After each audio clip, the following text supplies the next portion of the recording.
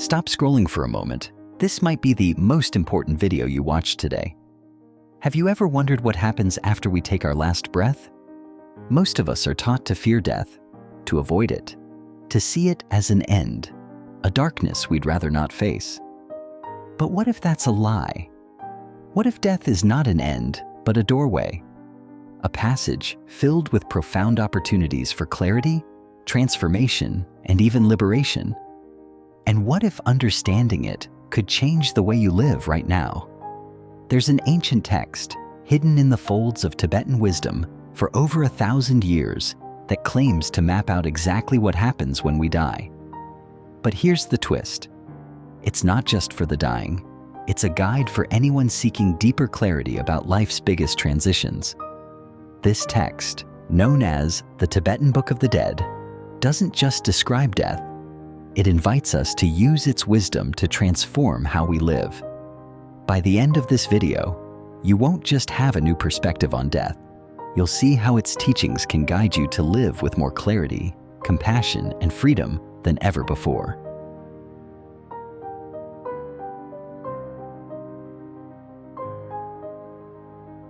The Tibetan Book of the Dead, or Bardo Thodol, is unlike any other text. Written over 1,000 years ago, it's not a book of rituals or prayers, but a spiritual guide designed to help the soul navigate the transitions of death, rebirth, and everything in between. In Tibetan Buddhism, the cycle of life and death is seen as continuous. Death is not an end, but one of many transitions, moments where the old dissolves and something new begins. These transitions, or bardos, are where profound opportunities for growth and liberation lie. Yet, the lessons of these bardos aren't just for the end of life. They echo throughout our daily experiences, offering insight into how we can navigate all the uncertainties we face while alive.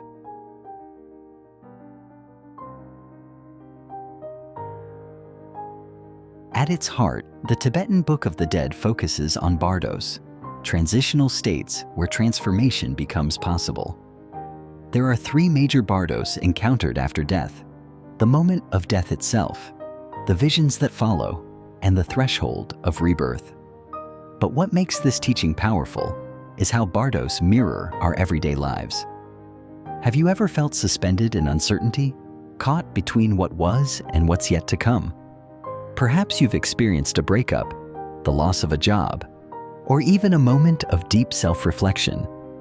These are bardos, spaces where familiar ground dissolves and a doorway to transformation opens. The wisdom of the Tibetan Book of the Dead teaches us to navigate these moments with awareness, courage, and compassion. The bardos also remind us that the same forces we encounter after death, fear, desire, clarity, and compassion, are present in life right now. By recognizing and working with these energies, we prepare ourselves not just for death, but for every transition life throws our way.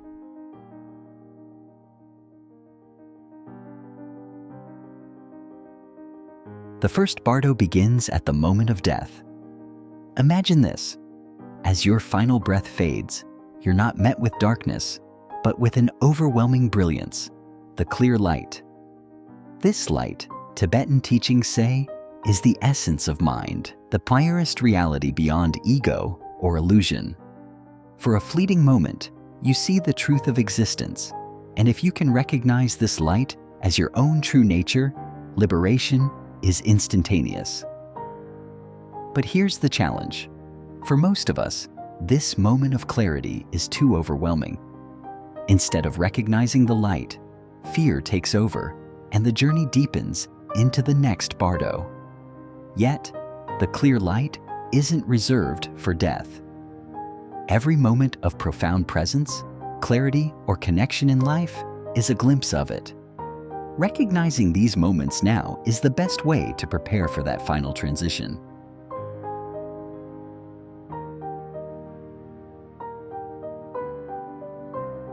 In the second bardo, your consciousness encounters radiant beings of light, peaceful and wrathful deities, and visions of immense power. But here's the twist. These aren't external forces. They're projections of your own mind, reflecting your deepest fears, attachments, and potential. Imagine encountering a serene Buddha radiating compassion and wisdom. This being isn't there to save you, it's showing you your highest nature. On the other hand, terrifying, wrathful deities aren't punishments. They're mirrors of unresolved anger, fear, or jealousy. Recognizing these visions as your own creations is the key to liberation. If you retreat in fear or fail to see the connection, you risk becoming trapped in the cycle of rebirth. But here's the most profound part. The forces we meet in this bardo are already present in our lives. Every time we confront fear, compassion, or anger, we're glimpsing the same energies. This bardo invites us to begin integrating these forces now, in life, so they don't overwhelm us later.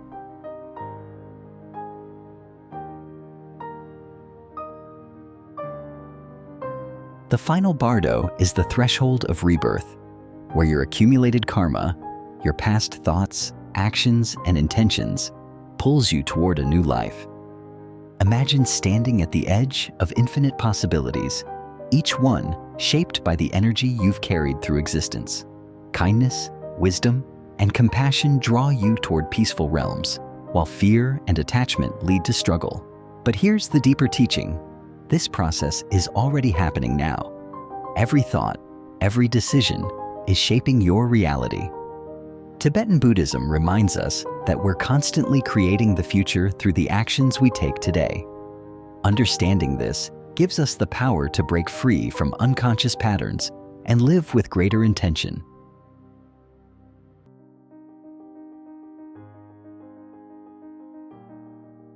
You might be wondering, what does this have to do with my daily life? The teachings of the Tibetan Book of the Dead aren't just for the dying, they're a guide for living more deeply.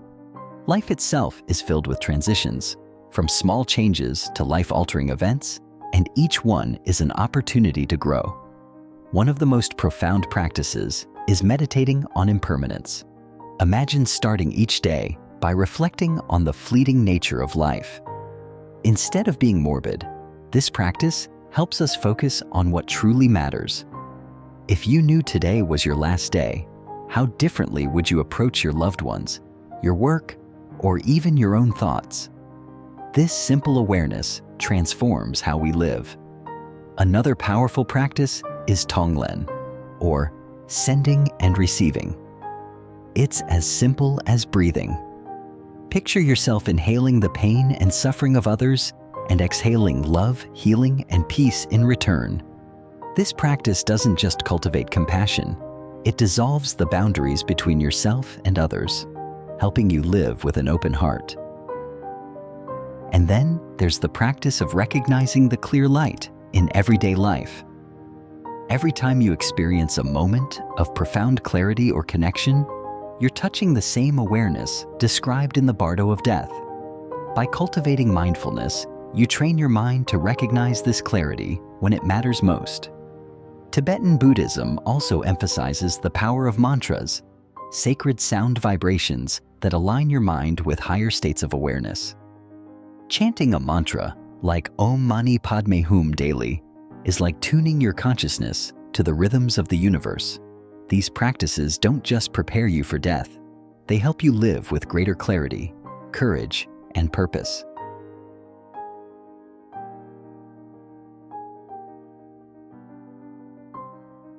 Death, as taught in the Tibetan Book of the Dead, is not an ending. It's a mirror reflecting the essence of how we've lived. It strips away all illusions, leaving behind the truth of who we are. By contemplating death, we uncover its greatest gift, the ability to live with clarity, courage, and compassion. Imagine facing each day, knowing that life is fleeting, that every moment holds immense potential. Suddenly, petty concerns lose their grip, and what truly matters comes into focus: love, connection, and purpose. The Tibetan Book of the Dead challenges us to see every transition as a mini-death. Whether it's the loss of a job, the end of a relationship, or even waking from a dream. These moments of uncertainty are not threats, but opportunities to let go, grow, and begin anew. By learning to embrace impermanence, we free ourselves from fear and attachment, discovering the profound joy of simply being alive. The ultimate lesson is this: by preparing for death, we learn to live fully. Death is the greatest teacher of life, urging us to cherish each breath and live with intention. The question is, are you ready to let its wisdom transform your life? So, what will you do with this knowledge? Will you start living with the awareness that every moment is precious?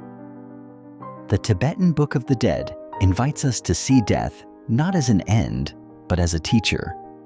Its wisdom shows us how to live with greater clarity, compassion, and purpose. And here's my question for you. If you could truly glimpse what awaits after death, how would it change the way you live today? Let me know in the comments below. If this journey inspired you, don't stop here. Check out our next video, where we dive deeper into the mysteries of the mind and reality. Click now. You won't want to miss it.